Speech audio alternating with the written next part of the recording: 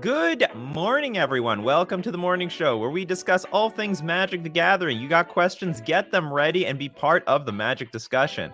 And we also do Decklist reviews. So if you got a 75 that you need some feedback on, you'd like to show off your spicy brew, bring it to us. Both myself and the community will give you some feedback. So brew up your cup of coffees and let's brew up some Magic this morning. Welcome to Coffee and MTG for March 15th of 16th of 2021. I am your host, Nikachu, the Merfolk Master, and good morning, everyone. Good morning, Aaron. Good morning, Sports. Good morning, Hawkburn. Good morning, Benjamin, Andreas. Good morning, Thopter. Good morning, Spencer Ward. All right. What a nice, wonderful day to start off here today. And for just a reminder to everyone who's overseas, yes, it's an hour earlier because of daylight savings time. Get used to the daylight savings time schedule. That must suck for everyone else. So, is everyone gonna line up in sync eventually? Is everyone gonna be on the same? Does daylight savings time just happen on a different day for other people, or does the whole world not celebrate, but use daylight savings time, which seems to be just useless to me. I don't know. There's a lot of jokes about daylight savings time that goes around the world, or at least in North America. Daylight savings time comes around, and then boom, it's that time of the year to bust out all the daylight savings time jokes. Good morning, Dylan, Andrew, Zachary, Casper, Grixis Death Shadow or Jund Death Shadow. Jund is way above in the lead for competitive playability. Look at Jund Death Shadow at almost 4% according to MTG Goldfish. You know, people try to make Grixis work early on, but it's just not doing it. It's maybe you just get too much value out of the Lurrus. It's just a far more superior proactive strategy. I've always liked Jund Death Shadow over Grixis, from day one. It is just the superior. I don't want to say superior deck, but the far more aggressive proactive deck. And I thought that Grixis only became a big thing because Grixis has a superior game versus Jund. Because okay, how are you gonna Kolaghan's Command my Gurmag Angler, or how are you gonna fatal push my Gurmag Angler? Try to Seal of Fire Gurmag Angler. You can dismember the Gurmag Angler. Can't Kolaghan's Command the Gurmag Angler, or Lightning Bolt it, or fatal push. So, the mirror breaker between the two Jund decks seem to be Grixis, but just one Shadow deck versus everything else. Jund, I think, is just above and beyond way better. It's just faster, and all this interaction is more meaningful versus everything else. So maybe Grixis is on. Maybe Grixis would have a good matchup here, but it doesn't have enough of a good matchup against everything else. Now look at that, adding Swift. They probably could do that the entire time. That is a very interesting innovation. They probably could play Swift Spear from day one, and they just didn't think about it. That probably was possible. But thanks for asking. I think clearly Jund is the thing to do right now. Mikey J says, good morning. What bigger villain, Plague Engineer or Daylight Savings Time? Ooh, that's a good question. I think Plague Engineer, because Plague Engineer happens every day. Daylight Savings Time only happens two times a year, and only affects you for I don't know, three to 4 days a year. Or sorry, 3 to 4. Yeah, I don't know how many days. I'm already back on my regular clock already. I had a shitty sleep the day before, but I'm all good now. I've got the energy. I got the power. It's not fake today. It's real energy. Good morning, Ramen. Not all states? Interesting. So your time zone can change if you go south? How does it work? Or is it just from east to west that it might that they don't change anything? I didn't know that. That is very interesting. Good morning, Ciderman. Good morning, Gunrog. In Germany, it's the 28th of March. I think I'm being trolled here. Niels, good morning. Good morning, Dexter Johnson. Good morning, Ryan. Just went 3-1 with blue-white control in my first local in over a year. Congratulations. Already off to a good start. All right, everyone. You know the business. 3 question marks before the question, 3 question marks after the question. Help me find your questions amongst all the comments. Or if you're on YouTube, you can donate with Super Chats. Pushes your question to the top of the feed. Apparently, according to YouTube, the more you donate, the longer the notification sits there. But from my perspective, if it's like $3 or more, the notification basically sits there for forever. But if it's less, then I may or may not see it. Just giving the heads up. I will see it in the chat, but I don't get a notification pushed above everybody else. So you do get like a highlighted tweet, a highlighted question. All right, Dylan. Does Azorius Control have a chance in the current meta with red deck wins and Jund? Absolutely. Absolutely. I mean, I don't think Jund has a superior game against Control. I don't know exactly what the matchup is like, but I think it's balanced. I mean, Control has a lot of good cards themselves. I mean, all the Planeswalkers are really relevant. And you definitely have... I mean, I don't know, you're talking about red deck wins. I guess you're not talking about burn. You're talking about prowess? I guess you're talking about prowess in this case? Is that even a problem? Look how these shift. These things are crazy shifting like every day that I look at it. Unless you're talking about burn, which in that case, I think you also you have a chance. I don't actually know what the matchup is really like. Good control player versus good burn player. I know burn has a lot of game versus control because they can play at instant speed, but I imagine a good control player might be able to undermine that. What else do we have here? Because prowess isn't a big deal. Those are tough matchups. I'm not going to lie. Those two matchups that you mentioned, Jund and Red Deck wins, those are tough matchups, but they're still playable. I don't think you shouldn't get completely overrun. Ben Golan, morning. I'm at middle school right now, but I have 7 minutes before my next class. Just wanted to pop in and say, love the channel. Keep up the work. Thank you very much, Ben. I appreciate it. And thanks for showing up. Thanks for everybody showing up, because without you, where's the conversation? This conversation would be nothing if I just talk to myself for 1 hour. Some people do that. I can't do that. I don't want to just talk to myself for 1 hour. It's not as fun. Good morning, Chris. Yes, it does.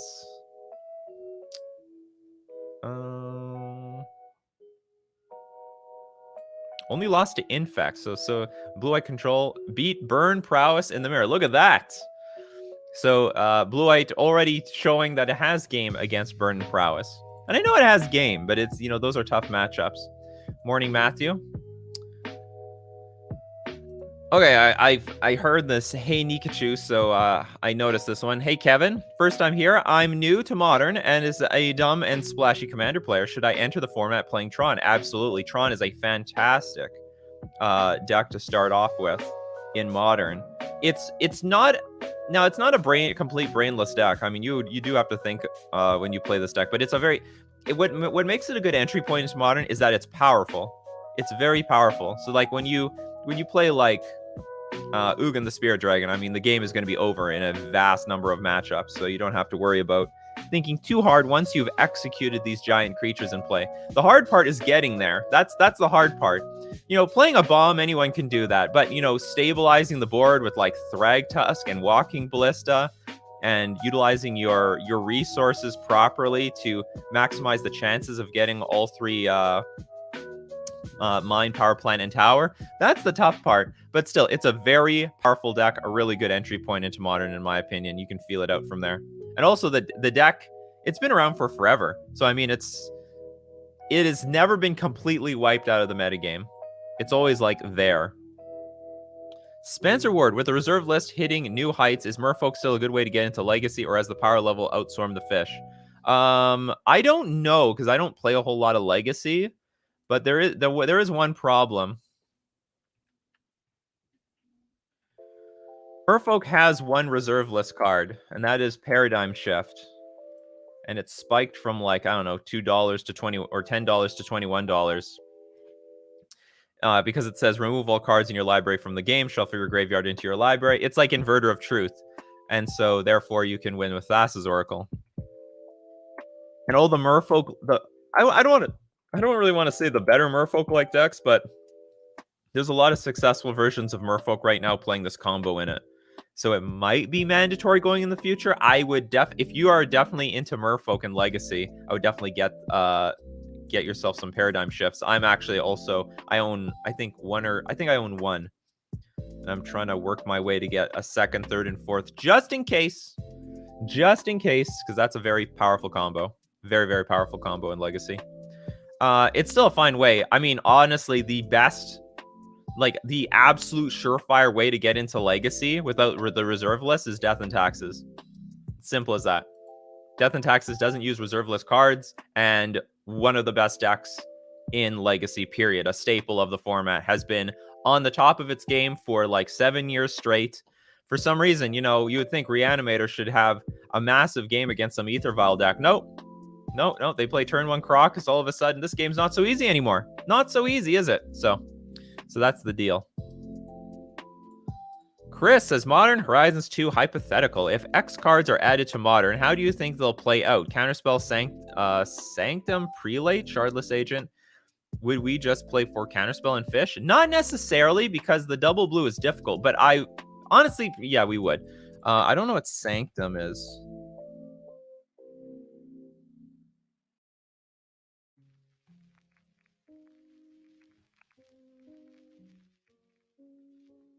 Ooh, this. Oh, I think this is that jail card, right? ETB, choose a number. Non-creature spells with convert mana cost equal to the chosen number can't be cast. We have a card like that already, don't we? Don't we have something like this in Modern?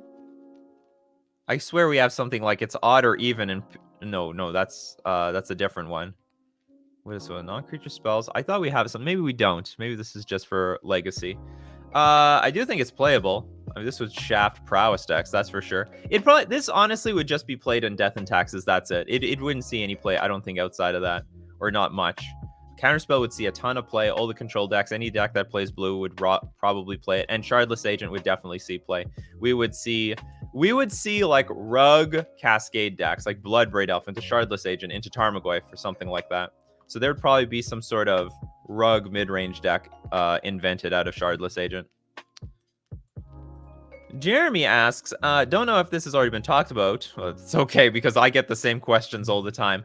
But anyone know why Magic the Gathering Online hasn't posted the results for the past week? Is it in a different place? I've heard about that. So I heard on Twitter, like, this is an issue.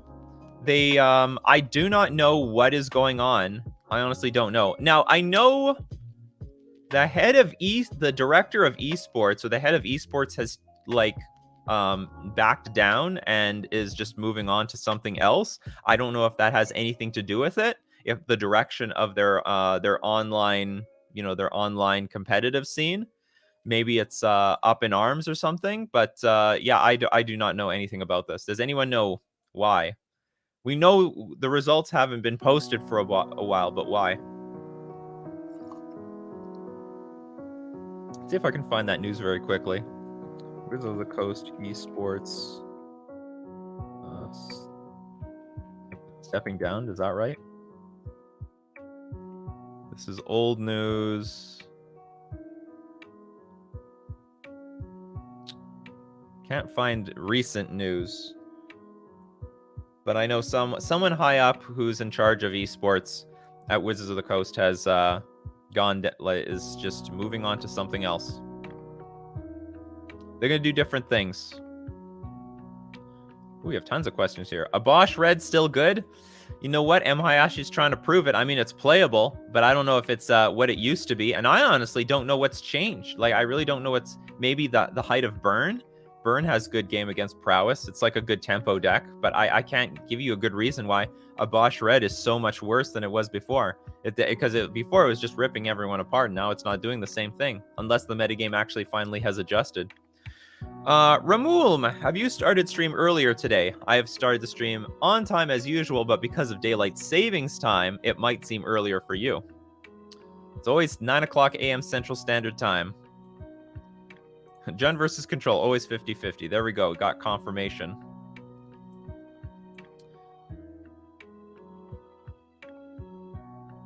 Oh, so you're talking about Burn? Okay, yeah, I understand. So, like, when it comes to Control versus Burn, it's pretty close. I don't know who's favored. It's probably just a balanced matchup, and who's better, who knows the matchup better is going to come out ahead. So it could be the Burn player, could be you, or it could be you, pending what you know. Because, but the onus really, I think, is on the Burn player. If they're not going to play very well, they're not going to play their spells at instant speed, or like pile up a bunch of spells in their hand to throw them all at you at once and overload your mana, then they might just get crushed very easily. Niels Nielsen, what formats do you think Wizards should give more attention or support? Pioneer. Probably they need to support Pioneer. They need to give more help to Pioneer. They need to create some incentive for people to start playing. They might be just waiting for paper Magic to come out. They probably know that you can't force people to play digital Magic, but you can force the paper. You can get the paper players to play Magic again. Or like, how can I put it? You can force the digital players to play Pioneer, but it's not going to go anywhere if the people watching can't play themselves. So maybe they're just waiting for people to be able to go back to the local game store, play F&M with paper Pioneer cards, and then they start giving some incentive to make, play big Pioneer tournaments. What does it take for Pioneer to make a comeback? I think I just explained it. But it starts with the people who bought the Pioneer cards, because that's what killed the format for the most part, was that you just couldn't go to F&M anymore. Everyone was so hyped for it. Like, if you could go to F&M, they would have banned the combo decks a lot earlier. It took forever to ban the combo decks because Pioneer didn't have any spotlight. But if people went to F&M regularly and then the numbers decreased immediately and they had a big Pioneer event and like Inverter was crushing it, then they would have banned it a lot earlier. But because there were no paper events, they took a much longer time to ban the combo decks. Titian, Titania, how do you feel about the long-term viability of Bogles thinking about getting the deck? Long-term, here's the deal with Bogles. It's like a fringe deck for the most part. It's playable. It's definitely playable, but it only under it's like a metagame deck. Only under rare circumstances is it like crushing everyone. And make no mistake, it's I want to say it won GPs. It like won a GP once because someone who cheated played it. But it has won a world championship, I believe, a world online championship fairly. It has had its position, but you sort of have to just hope that the metagame just adjusts into it. I would like to say that there's more ways of adapting Bogles, and it has had some adaptation. I mean, at some point they added Leyline of Sanctity to the main deck. But I'll tell you this much. We're going to have a Boggle specialist on the channel coming up this Friday, so maybe you save that question and ask our Boggles specialist. So maybe we'll get a better answer for this. But as far as from an outsider looking at Boggles, it's sort of always around in the really fringe areas of the tiers. But if once in a blue moon, it's like super well positioned. It's tier 0, but then it falls off. Anyway, that's all I have to say about that. Bu, when are you going to interview M. Hayashi? Oh yeah, I should get in contact with him. The problem is I am only going to be doing these interviews on weekdays, but he's not available on weekdays. He's only available on weekends, but I don't want to do, I'm taking my breaks on the weekend. So that the problem is scheduling them both at once. Maybe if he ever has a day off on a weekday, we could get something to work out. I'll ask him again. Orion, how good is the card Basil Thrall isn't in Modern, in your opinion?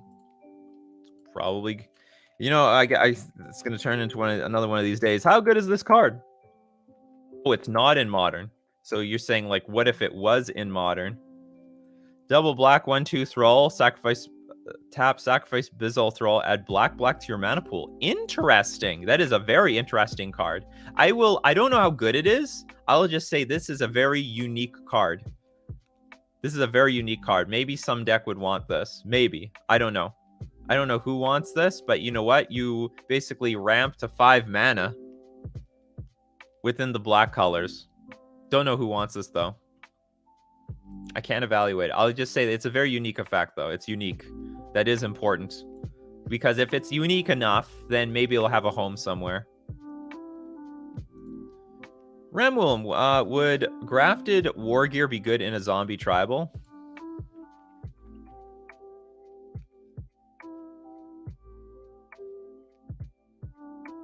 Nah, too clunky.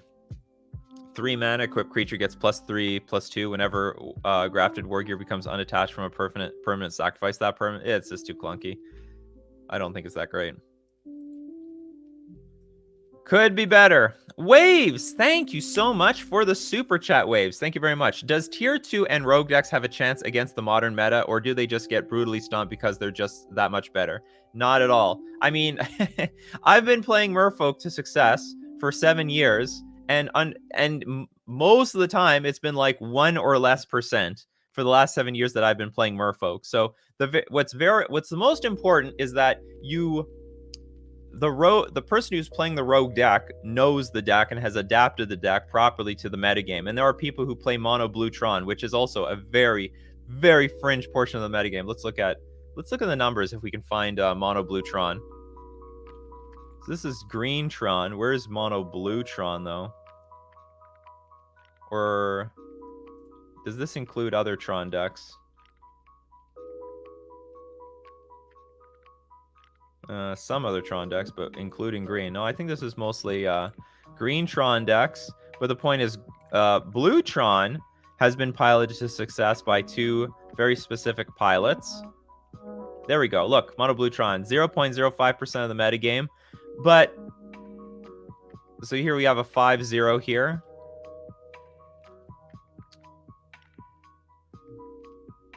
I want to see the tournaments. 5-0s, 33rd. Look, a Modern Challenge top 8. Top 8 here by Gernardi. So the point is it's possible, but you got to know your deck. You got to know your deck. That's the most important thing. You can't just be like some beginner wanting to play like with a fringe deck and then like hope that it's going to do well, because it's probably going to be underpowered. The number one thing with all these fringe decks is they're generally pretty underpowered or maybe slightly misbuilt. You got to know how to push it forward. Like you got to compensate for the power level with a lot of skill. That's usually something what you got to do. And of course, you know, you just generally have to be a relatively good Magic player. But if you want to say they all have a chance, almost all of them have a chance. As long as there's like something there. I'm not saying you can turn like water into wine. So you can't just say, well, I'm going to make a bird deck in Modern and make it work. It might not work because maybe not every deck has tools, but like it's possible. It's most of the other archetypes are very possible. I would not be discouraged if you want to pick up like a fringe deck. It's just harder. It's just harder. I would also say the fringe decks, they have to do the onus for them to adapt to Modern is much higher because their individual card power level is probably a lot lower on average. So that's just important as well. Whereas you take something like Jund or Jund Shadow, and it's I don't want to say Jund. Jund also adapts quite a bit. Humans is like basically the same 75 week in and week out. Any thoughts on unbanning Deathrite Shaman? I think we should do it more often. I think, well, I've said this in some other videos. Let's get Deathrite Shaman here. I think we should unban and reban Deathrite Shaman constantly. I think this should be a tool for the good of Modern. And this is the way I see Deathrite Shaman. It's fair until it's unfair. You know what? It's a type of card. It's usually pretty fair up until a point where people find out when it's too good, and then you gotta get rid of it. You gotta get rid of this fucker. You gotta ban him. But the point is, Deathrite Shaman, I think would have been great to have around during the Uro metagame. This would have easily, cleanly answered Uro. And like let's say you know you're going to ban Uro, or Uro is becoming a problem. Okay, no, let's say you know you're gonna ban Uro. I say unban Deathrite Shaman first. Unban Deathrite Shaman, let it deal with the format for a little while, and then ban Uro, and then reban Deathrite Shaman. I think we should use Deathrite Shaman as a tool that when the metagame goes to shit, we... Oh, Casper, you're going to be... I'm just going to block you. Goodbye, Casper. No spamming here. Thank you very much. Anyway, so the deal is that Deathrite Shaman is... It's such a good tool to stabilize some graveyard decks. So maybe if Dredge gets out of line someday, you unban Deathrite Shaman just to deal with some problems in the metagame.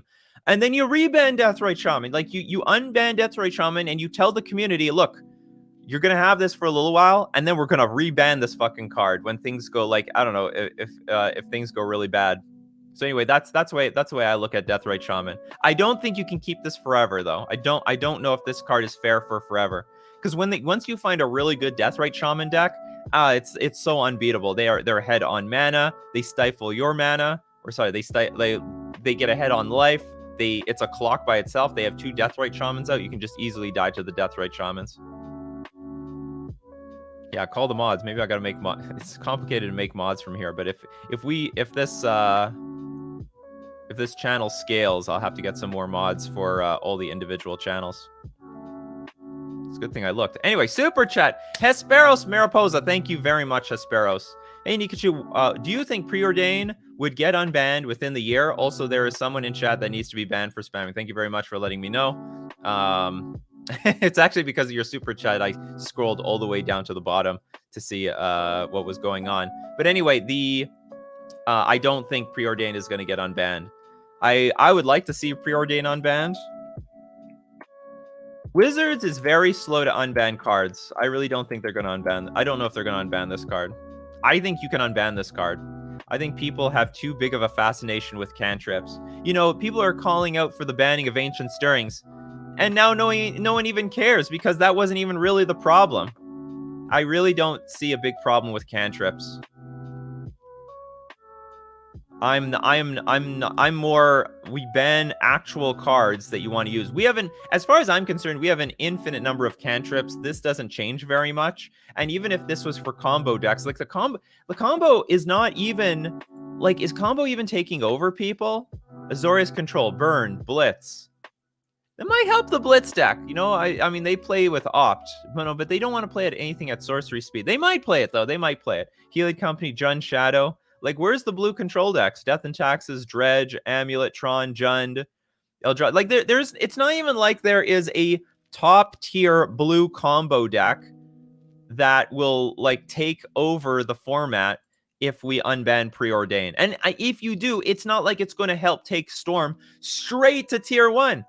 Because it's just a very minor upgrade to the cards that they already have. It's a better upgrade, but it's a minor upgrade. It's a very minor upgrade. So anyway, I think we can take this off the ban list. But will Wizards do it? You can never predict when Wizards will unban anything. That's just a rule.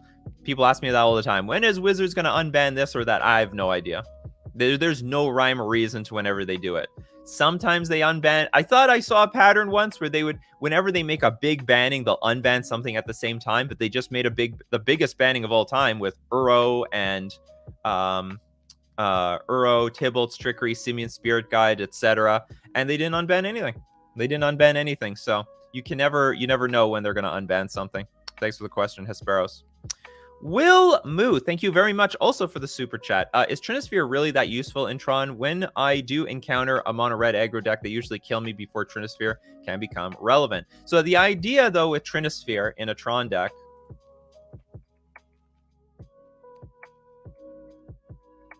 the idea is that you have, when you have Tron mana out, 7 mana, you play Karn the Great Creator, you get Trinosphere, you play Trinosphere, and then you just slow them down significantly so they can't finish you off. Especially if you are on the play, this will slow them down a ton. They'll just go like, they just slams the brakes on those prowess decks. So I think that's the idea of Trinosphere here. That's the point. Very, very, very good card. But I think that's the point. It's like when you have Tron mana, you play your Karn the Great Creator. I mean, and if it's too late, it's too late. But I think that's the idea, that you have like a really good impactful thing with 7 mana. Slam your Karn the Great Creator for 4. You have 3 mana left. Get Trinosphere, play Trinosphere. I think it is useful. It's a very good... it's not always well positioned, but, you know, we are living in a world where one of the top decks is it Blitz? And that's probably a beating to play against. Might even be useful against Shadow. I don't know, though. It is an artifact that can get blown up by Kolaghan's Command. It's only 1 card in your sideboard, though, right? It's only 1 card. That's why it's only 1 card. And it's for one of those top decks. Okay, I'm going to jump somewhere in the middle. Are there any Merfolk decks in Vintage? There is. I was always thinking of making one because I could play Paradigm Shift there. You'd have it. You could, in theory, just win on turn 1 in Vintage with Merfolk. That'd be hilarious. Merfolk also won the Vintage Championship like back in 2014 or something. It was a long time ago, so it was possible. Where are the mods? I am the mods. We used to have more mods. They don't. I don't think they're always here. And there's also, I don't know where they're spamming. So we are live on 3 different channels. Are you troubled by the fact that tier lists have seemed to replace power rankings? Nope. I like it because it gets me more views. That's why. Love the tier. People love tier lists. They love tier lists more than anything. That's fine. That's good enough for me. We're going to tier list it up all day and all night. Sword Man Josh, I play Blue Tron, and it's a blast to play. I actually submitted it for Decklist review today. Awesome. Hopefully, maybe we're going to see it. Pioneer Masters, probably that's not the greatest idea, unless I think Modern Masters or Modern Horizons was a really good idea because Modern needed some tools directly printed into Modern. There were always problems in Modern. They needed more tools in order to answer like problematic cards. They gave us some cards. They did. They gave unfortunately some of them actually got played in the busted combo decks, like Force of Vigor ended up getting played in Hogak to blow up people's Grafdigger's cages and stuff like that. But for the most part, I think it was necessary to give us answers. The only thing I think Pioneer Masters could help is maybe with the mana base. I don't even know if that's true anymore because of the pathway lands have fixed mana bases. So I think Pioneer is quite fine right now. They've got all the answers to all the other stuff. Parker, thank you very much for the super chat. If someone is trying to get into Modern, which deck would you recommend buying into? Wanted to avoid bans and try to always be relevant in the metagame. Well, I'd love to know what your price range was, but okay, Blue-Eye Control, always relevant. Sometimes you need to splash because, like, you know, when Uro came out, people all of a sudden had to play green. But Blue-Eye Control, always relevant, has been for forever. Burn, always relevant. Oh, Burn is a tough one. It's on top today. Tomorrow it might not. Always is a deck, though. So long as Wizards maintains the turn 4 rule for Modern, make sure that the format is not too fast, Burn will always be a relevant deck in Modern. Always. Because that's the only crux. I mean, if people are winning before Burn can, that's a problem. So Burn is a good deck to buy into. I can't speak for prowess. I could definitely see some cards getting banned here. I imagine if they ban Manamorphose, or even like Swiftspear or something. I don't know about Swiftspear. What could they ban here? This is definitely bannable. Maybe Sprite Dragon. I think that's a bullshit card. Banning Manamorphose might put a big beating on that deck. I can't say Death Shadow will be around for forever. I could definitely see Death Shadow or Scourge of the Skyclaves getting banned. It's possible. People always spoke about it, but it never actually happened. Tron, that's a deck that's always going to be around. Dredge is a deck I think that's also always going to be around in some form. They're not going to ban all the Dredge cards. Death and Taxes is also a deck that's always going to be around. It's just hard to tell if it's always going to be well positioned. I mean, you can buy into Jund. People just force it for forever. This is 2.6% of the metagame forcing Jund and trying to make it work.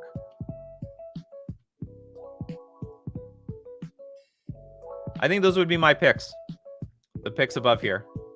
So, you know, Blue-Eye Control, Burn, Dredge, Death and Taxes, Tron. Those are your surefire ways of playing a deck that is very unlikely to get banned.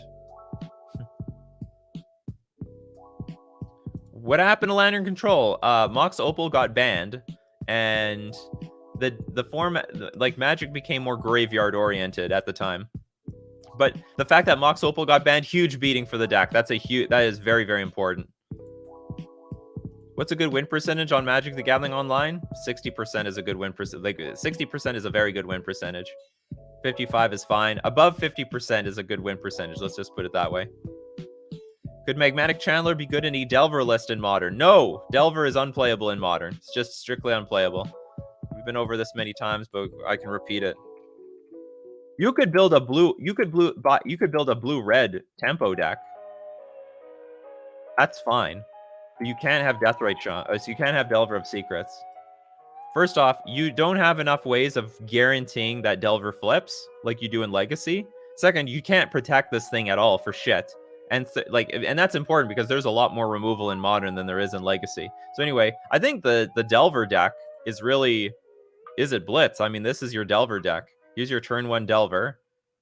And here's all the interaction that you use to snipe down everything in front of you. No counter spells, but like, I mean, this is... that's basically the modern day Delver deck. Or actually, I mean, the actual modern day Delver deck is just Shadow.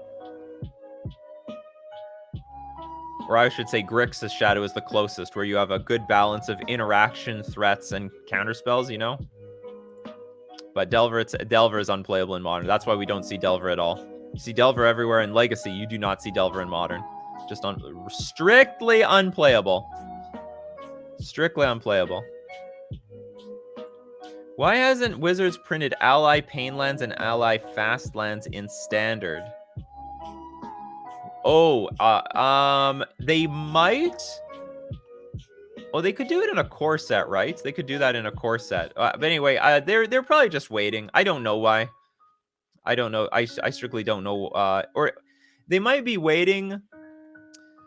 They might just have a lot of other interesting land designs that they want to push out first, because there's no real priority for these things, especially the Painlands. Like, you know, the only people who want the Painlands are basically like what, the Eldrazi players. Do you think Karn the Great Creator will be penned within the next year and a half? I can't predict that. I think so far it's relatively fair right now, but Karn the Great Creator is definitely a card that could get banned. I could definitely, if it got banned within 2 years, you know, it wouldn't surprise me. It makes your any deck like basically a 75 card deck. You have access to sideboard cards game one. I think that's pretty BS to do. So and maybe to help artifact decks, they might want to unban it. That is a beating for people to face off game one. What does it take for Counterbalance to be good? That's a good question. Wish we had a control specialist here to help me. It's close, though. Like, it's really close to being good. Because there are ways of... well, sadly, one of the best cards for this deck was Mystic Sanctuary, and then they banned it. There would need to be more cards that can help stack your deck. Like, that can help scry things on top of your deck. That would help. Now, when Mystic Sanctuary was legal, there were some counterbalance decks that were viable. And what they would do is, if you play like a 2-drop spell, they crack a fetch land, put Mana Leak back on top of their deck, reveal a 2-drop from top of their deck, and boom, they countered your thing. So it's just... Counterbalance is fine. The question is, what can we use to manipulate the top of our library? There needs to be either, because Sensei's Divining Top is banned, right? And that's the crux of the deck in Legacy when it was legal. So we need more cards that can help sculpt the top of our library, but we just don't have them. There's like no Brainstorm or anything like that in Modern. Right now it's just blind flipping. Like the best is just Oath. Is it Oath of Thassa? No. It looks like an Oath of Thassa, but it's not. It has a picture of Thassa on it though. Someone help me here. What's this card called?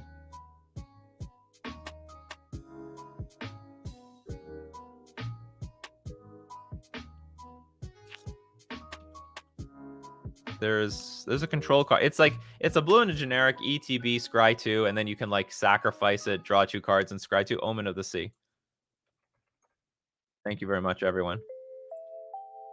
Like, this is more stuff like this might help it in the right direction. Because as flash, you get to scry 2, draw a card, and then you can sacrifice it, do it all over again. Oh, everyone's on it. Thank you so much. Everyone knows. I can never remember this card. I just think it's an Oath. Oath of the Sea. See, that's what I think, That's what I think in my head. It's the Oath of the Sea, Michael. We're on the same wavelength. But it's really Omen of the Sea. So we need more. You need what Counterbalance needs to be making an archetype is you need a way to manipulate the top of your deck like very reliably. If you can't do that, then you're just blind flipping and it's useless.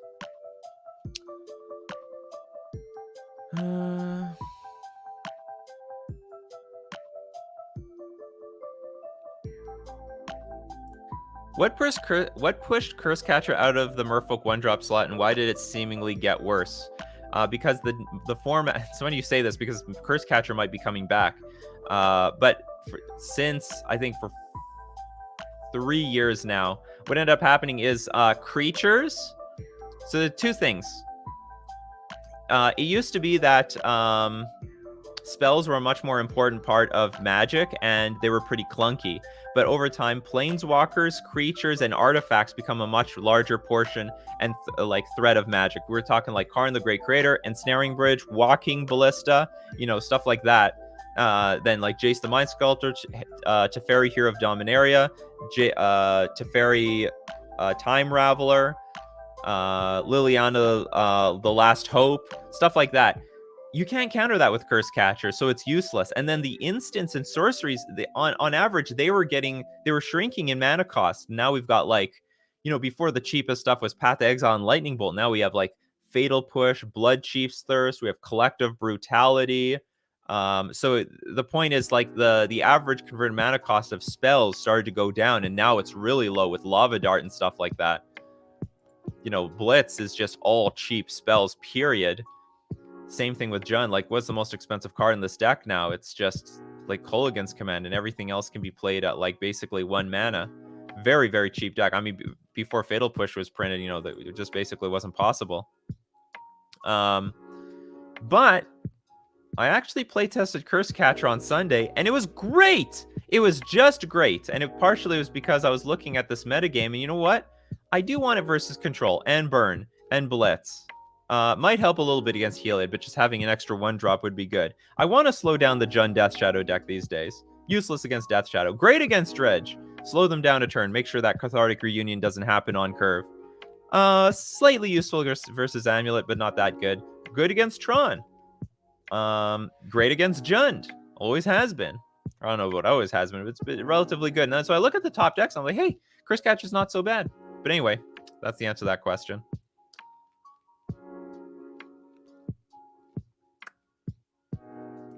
Did you see the Time Spiral Remaster Foil Ponder for $65? I did not, but I believe it.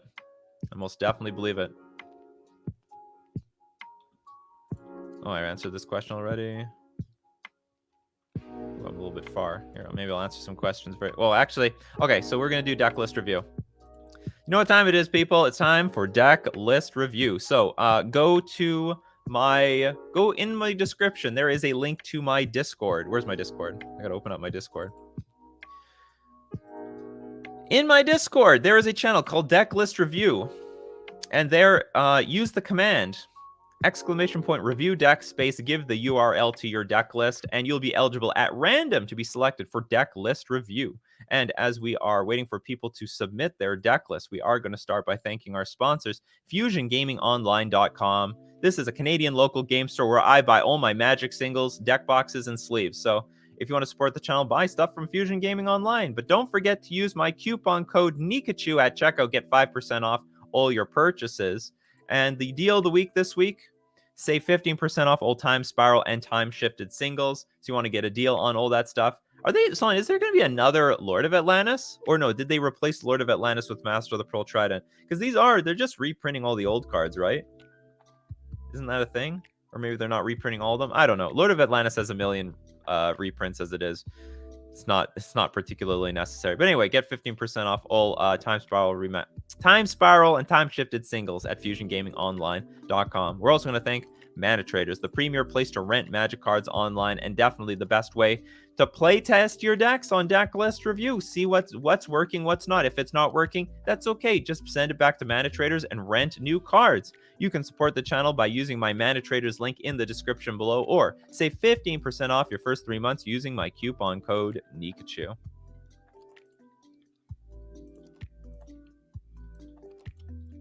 Let's see if there's some extra questions before we do deck list review.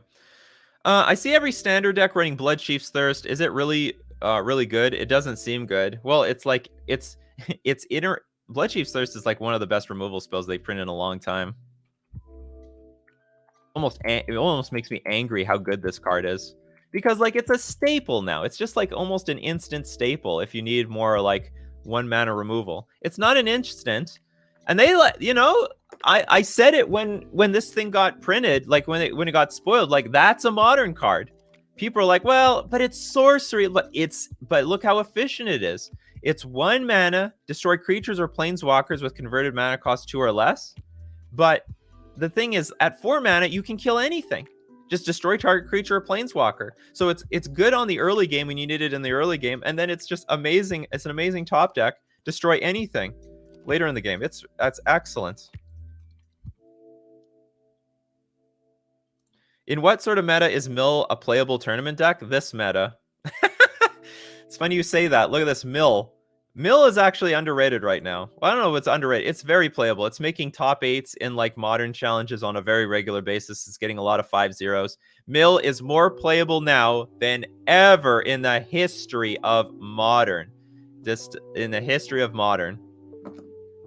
I'd never seen Mill playable.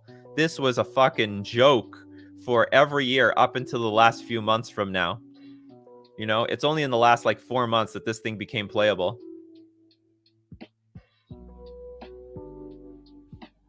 Look, Pygonti getting 5. Oh, wow. Pygonti just playing everything. Every single deck in Modern.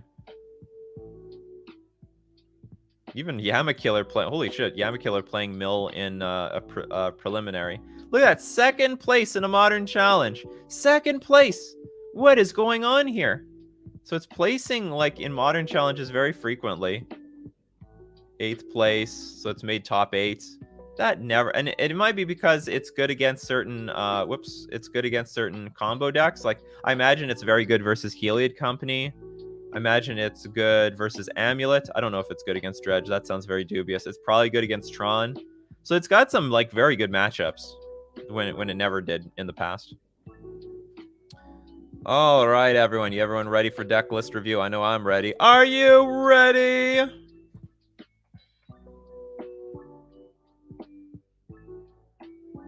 Gran, congratulations, Gran. You are the next contestant on deck list review.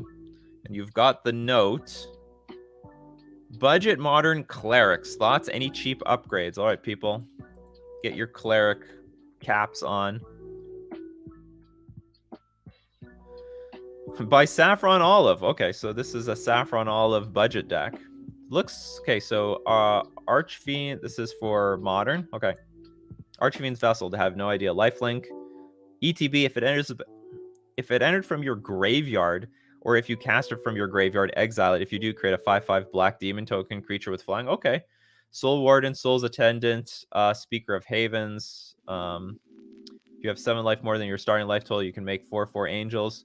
Cleric of Life's Bond. Whenever another cleric enters the battlefield under your control, you gain 1 life. Whenever you gain life for the first time each turn, put a +1/+1 counter on Cleric of Life's Bond. So it's like a crappy...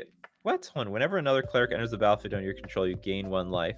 Is this just a bad Kasali Pride Mage? Whenever you gain life for the first time each turn, put a +1/+1 counter on cleric. Or hold on, what Kasali? What Pride? No, hold on. What is the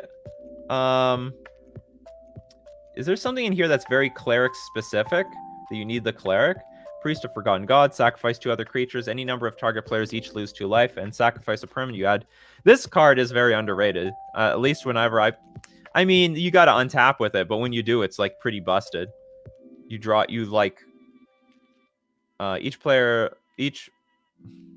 any number of target players each lose 2 life and sacrifice a creature. You add black, and draw a card. Righteous Valkyrie. This is the 2/4 Angel. Tabrax, Hopes of Demise, flying. Has lifelink as long as it has 5 or more +1/+1 counters on it. Whenever another non-token creature you control dies, put a +1/+1 counter on Tabrax. If that creature was a cleric, you may draw a card. If you do, you lose 1 life. Veto looks good. Creatures you control gain lifelink until end of turn, but the point is if you gain life, they lose that much life. And Aura, Skyclave, Hierophant. Lifelink. Whenever Aura, Skyclave, Hierophant, or another cleric you control dies. Okay, so this is cleric specific. Return target cleric card with lesser converted mana cost from your graveyard to the battlefield. Okay, so this is the only cleric specific card as far as I'm concerned. Because like this looks like just a strictly worse, like the cat, right? What is the cat called? Yeah, Johnny's Pride Mate.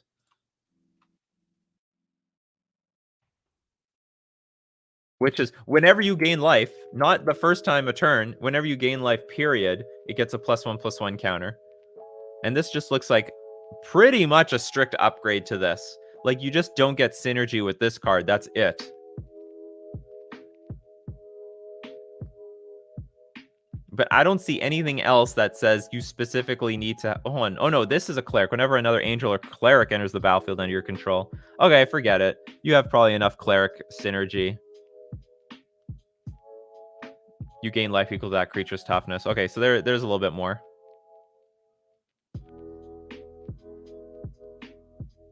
Pridemate doesn't trigger itself. Oh, this one does? Whenever another... Well, this doesn't trigger itself either.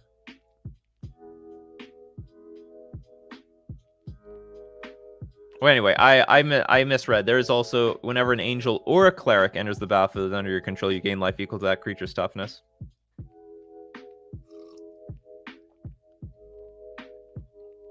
And then we've got Priest of Forgotten Gods can, like, sacrifice this whenever this thing enters the battlefield. If it enters from your graveyard, so this comes back to the graveyard with...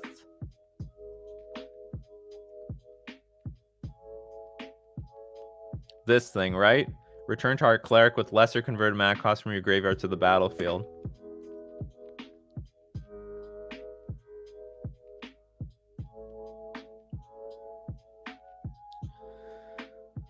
Okay, so how do we upgrade this deck? Cheap upgrades. Mana base seems okay. You have Concealed Courtyard. Yeah, there's a Pain land. That's a bit of a pain, but we can live with that. 3 Unearth, 2 Path to Exile. Are there probably isn't like a whole, like, I'm assuming Saffron Olive really knows how to make a good cheap cleric deck. And Unearth can combo with what? This thing, right? Whenever it enters the battlefield, if it entered from your graveyard or you cast it from your graveyard, exile it. So you can unearth this thing, and boom, you got a 5/5 zombie. Is Giver of Runes a cheap... Is it a cleric? Oh, it is a cleric. This would be a huge upgrade.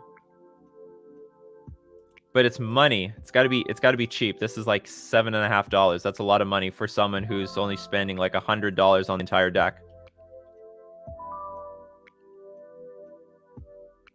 Off topic, you think something from Healy Company will get a ban? I drew the nuts turn 3 in my friend the other day and just feels disgusting. It is any combo deck is at risk of getting banned. I'll just say that. Any combo deck is at risk of getting a ban, for sure. If the deck gets too strong. This deck can't play Lurrus at all, because then you'd have to gut like some of the more synergistic cards at the top end of the curve, like Aura, Veto, or Tabarak. So Lurrus is not playable. Could run Harsh Scrutiny. Like, it's hard for me to... like, I think the main deck is pretty solid. I mean, you could, of course, you could always upgrade your mana base here. What is the one? I don't know what to change with Caves, though.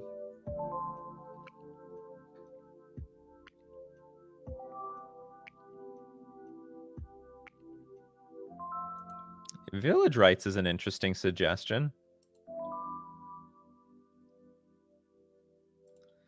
I played Clerics on Magic the Gathering Online, and I included Leonin Arbiter and Ghost Quarter package. Interesting. But was it like... But Ghost Quarter is a lot easier when you're playing a monocolor deck. This is a this is a white-black deck. Do you have the mana base for that? Well, I mean, maybe you had a better, cleaner mana base here. No, but still. How did you make it work? Oh, you mean Lurrus in the main. Interesting. Okay, so if Lurrus was in the main... to bring back things like Archfiend's Vessel. That's an... Okay, so I got it. So that's an interesting suggestion. So it might be better than Aura, because the whole point of whenever Aura or another cleric you control dies, return that cleric card with lesser converted mana cost from your graveyard to the battlefield. Maybe it's better than Aura, because you just strictly sacrifice things with like Priest of Forgotten Gods, or just like attack into your opponent, see if they die, or you block with them. And then eventually you play Lurrus. And Lurrus is not expensive, because it's only... Oh, what the hell happened? Okay. Hold on. Lurrus... A foil Lurrus was like $2 a year ago.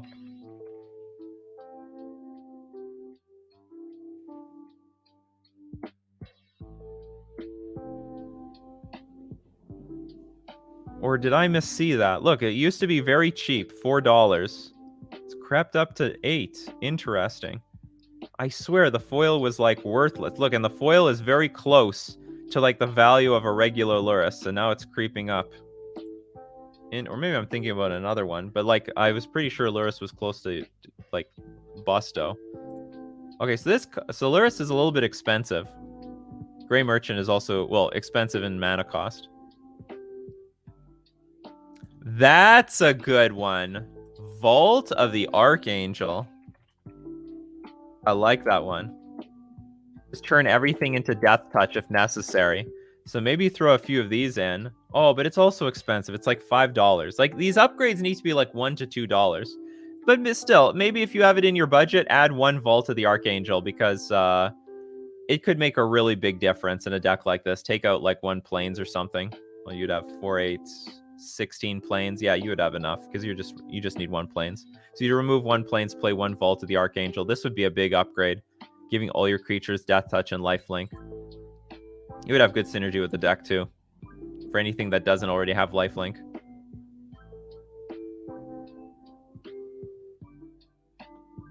Do we have better cards for the sideboard? Duress, I know, is like really good. It's like generally a good sideboard card. Remorseful Cleric is fine. Because you need like sideboard cards that are not... Well, I mean, okay, so if there's anything we do, we might play Lurrus over Aura. If you need to spend some... You might have to spend some money, though.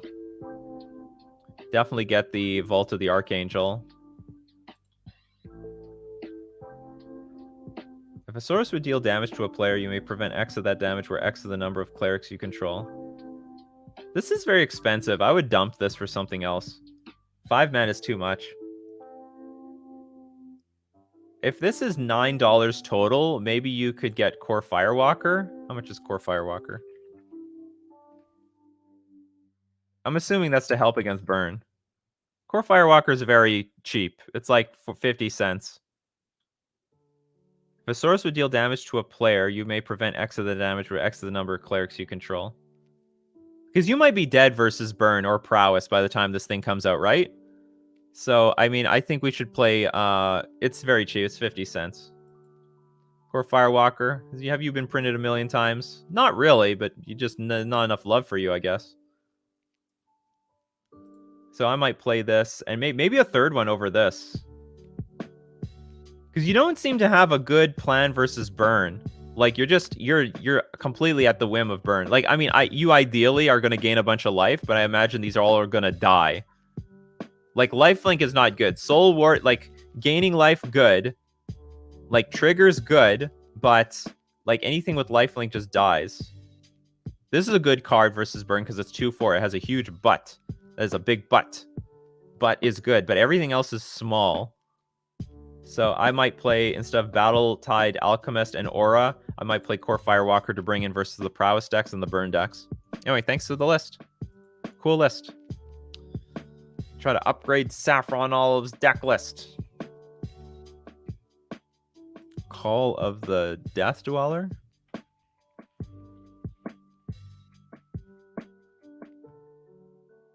Oh, we're already playing Unearth. I think this is just a bit too chunky and clunky.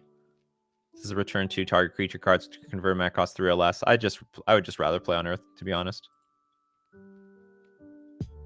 Auriok Champion in all countries is like $1 billion. It's not cheap. You're welcome, brah. All right, let's see the next contestant on Decklist review. We got a good system here. We have some conversation, and then we do deck lists. All right, Van Gogh from Modern. Congratulations. You're the next contestant now on Decklist review. Token Rush. Let's see, is there any info? No. So looks like maybe a token deck? A lot of spells, not many creatures. Okay, Kythian. At end of combat, of course, if Kythian and at least 2 other creatures attack, you get to flip this thing. You can also make it indestructible. I think this card is a bit on the weak side. A 1 toughness creature is a big deal in Modern. It's like they're bad. They're just bad. They're too easy to snipe off. I think this might be better off as... Well, we'll go through the deck list, but I think this would just be better off as another token generator. Venerated Loxodon, love it. You make a bunch of tokens, then spam this thing out, and the tokens get bigger, and you have a big 4/4 creature. And frankly, you can't Fatal Push this thing. You can't Lightning Bolt it. So Venerated Loxodon, is Big Dumb Elephant, is really good stuff. Interesting. This could actually be played in that last cleric deck, right? They could play this card probably. I don't know what they want to remove. It doesn't have great synergy, but can buff up all their clerics. It's a cleric itself. Elephant Cleric. Path to Exile. Gather the townsfolk. Put 2+1/+1 white human creature tokens onto the battlefield. And Fateful Hour, if you have 5 or less life, put 5. Raise the alarm. Instant. Put 2 soldiers on the 2/1/1 soldiers on the battlefield. Servo Expedition. 2 colorless servo creature tokens. Lingering Souls. Spectral Procession. Legion's Landing, Intangible Virtue, Force of Virtue, 8 Plains, 2 Shephet Dunes, 4 Silent Clearing, a Swamp, 2 Windbrisk Heights.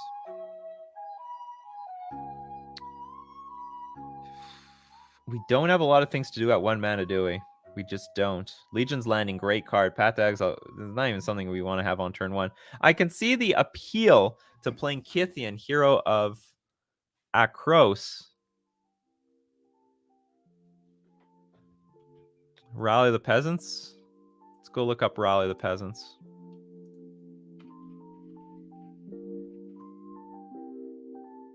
Creatures you control. This is like a one-time thing. I'm not a fan of these cards. These are not even. These are barely playable in limited. It doesn't get better in. It doesn't get better in modern. I prefer like permanent creature tokens you control get +1/+1 in vigilance. Same thing with Force of Virtue. So every turn it's a threat.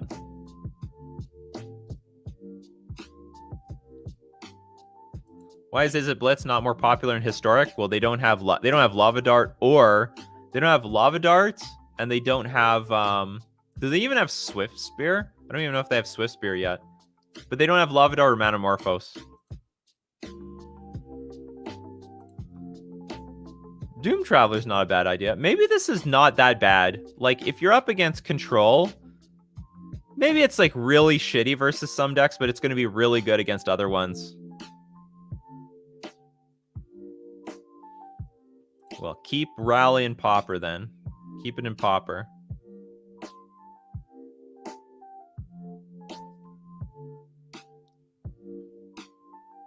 SRAM's Expertise?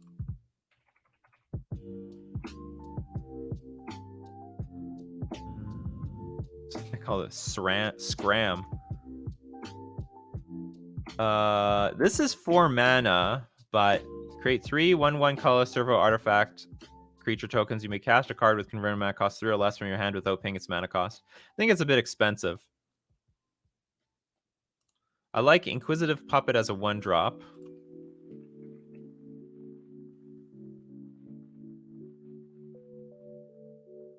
It scries and gives you a token. 1/1, Inquisitive Puppet enters the battlefield, scry 1. Exile Inquisitive Puppet, create a 1/1 white human creature token. This is like really so. It is your deck, Jeff. Well, it's more of a mono white tokens with a very light splash for Lingering Souls. I think Rotting Regisaur is very underrated. That's what I think. I don't think it's for this deck, if that's what you're asking.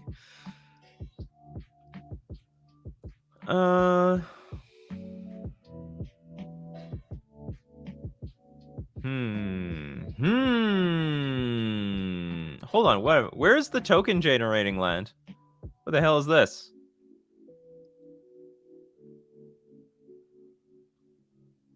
We don't have a token generating land. Is this like strictly super budget? Because you should play. Well, I don't know if this is necessarily perfect, but there's there's a token generating white land, right?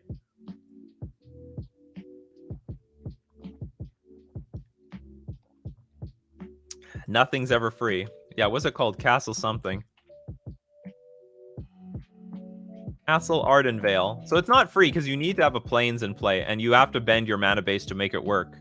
And I might do it. I might do that because you only have a black splash only for. Oh, you have a few. No, you have a few black sideboard cards. So this is not the card. Castle actually might not be that free if you're going to play with these sideboard cards. But you're not even using many. 1 eliminate. I don't know if that's worth it. to have your Lingering Souls. Collective Brutality might be worth it. I don't know against what decks you want this card, though.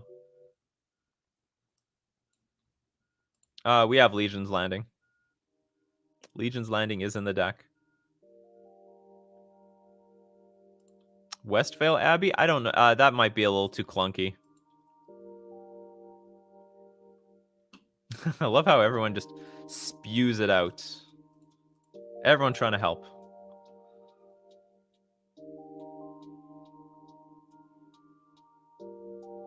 Secure the Waste needs a lot of mana. Like this deck, we have 21 lands. So on average, we're going to be working with 3 lands by turn 3.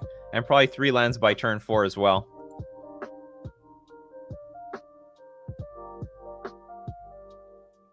Silent Clearing is painful in this metagame, but I think, well, whatever. This deck needs probably some card draw after it runs out of gas. Let me look up this other card that was suggested. I think it was the land that puts a giant creature in play. The 4 mana is going to be too much. I think it's too much. Like, to some extent, this is an aggro deck. You get out early with creatures. What did this other guy do? Shoot, what is his name?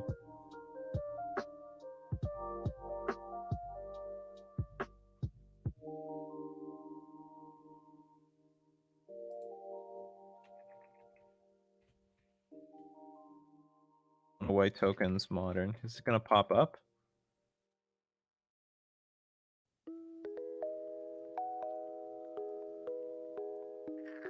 This is my video with the master. Oh, is this sort of still public even though I unlisted it? I don't know when I posted this thing. Okay, so hold on. There was token Decklist. So this was his list. This was the token master's list. What was different? How many 1-drops do you have? He just played Legion's Landing and Path to Exile. That was it. He just said, you know, we're good to go with those cards. No more 1-drops. I don't know how much I can agree with that, but like that's what he did.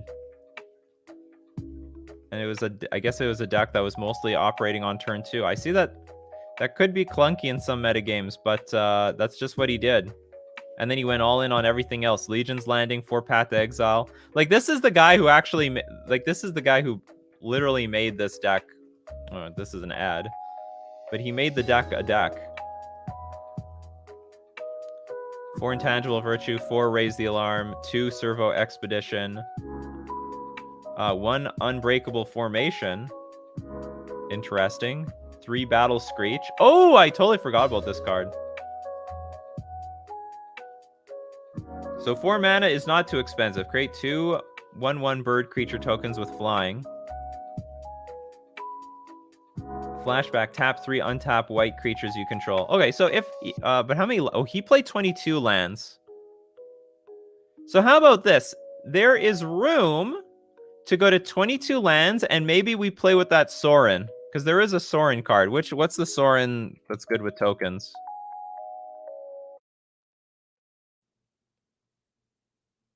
Like, this one's not too bad. But we have to go up 1 more land. Maybe, okay, how about this? Like, maybe we just get rid of the Kythian.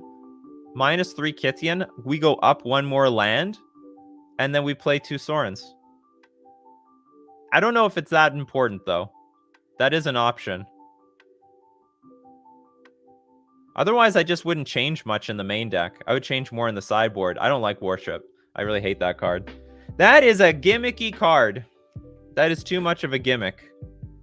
Oh, you want to see the Solemn Visitor?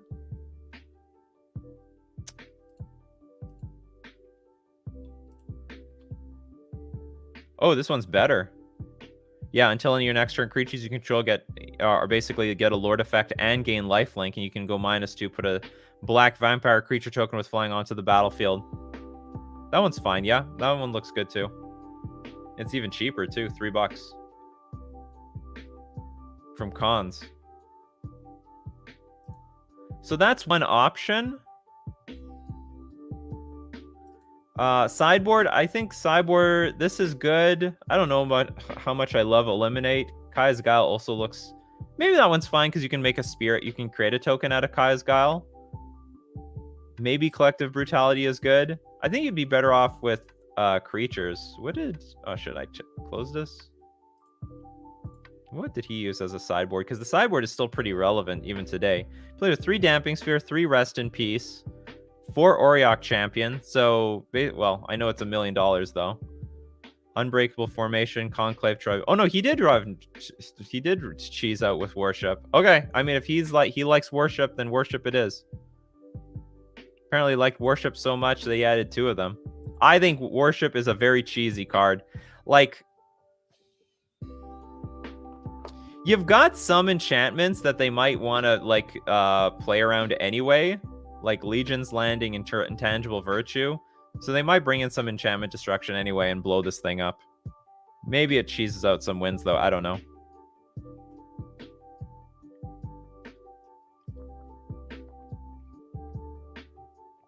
I mean, if Heliod Company has infinite damage on the board, it doesn't matter. They'll kill off all your creatures first, and then they'll kill off all your creatures first, and then they'll kill you. You know what I mean? Well, I don't think Castle Lothwain works. It's clunky. You don't have that. We don't have many swamps and plains in this deck. We're actually running with a lot of non-basic lands. What, isn't this always coming into play tapped?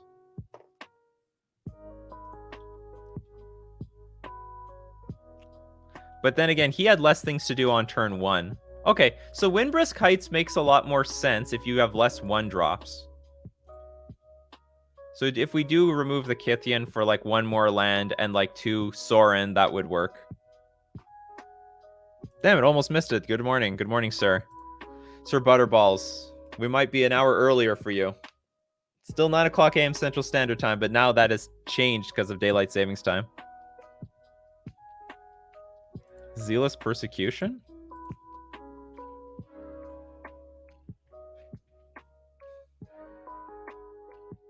On a turn, creatures you control get +1/+1.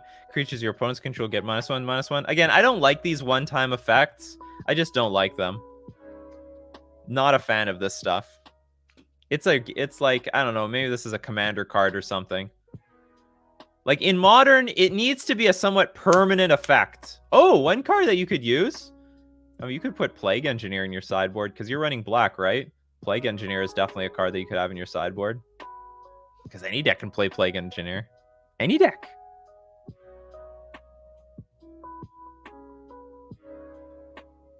Buenos dias. Anyway, I think that's all the suggestions that we can give. Take what you want from everything that has been suggested and make your deck your own.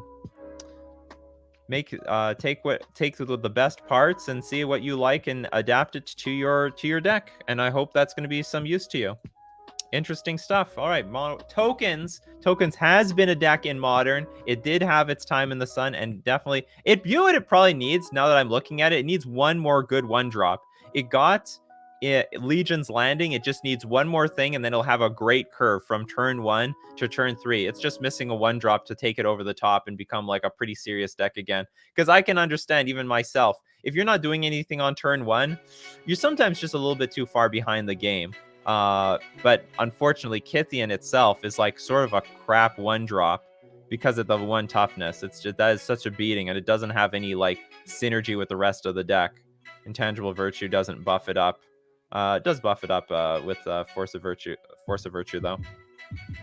Anyway, that's going to be it for Decklist review and Coffee and MTG. If you want to see the replay, go check out Nikachu MTG streams. The replay always ends up there. That's my VOD dump channel. If I didn't get to your comments, questions, or Decklist, don't worry. We do this Monday to Friday, 9 o'clock a.m. Central Standard Time. Would love to see you back. And Thanks everyone for showing up. If you want to support the channel, you can do it at twitch.tv/Nikachu MTG. Leave a sub there. You can combine your Twitch Prime account to Twitch, support the channel for free. Also, you could become a patron at patreon.com/Nikachu MTG. So thank you very much. Again, thank you everyone for making me a part of your daily routine. And remember, without all of you, this show is nothing. What kind of conversation would we have if you guys don't all show up? So thank you very much. So keep brewing that coffee, and we'll keep brewing up the magic. I'll see you all next time.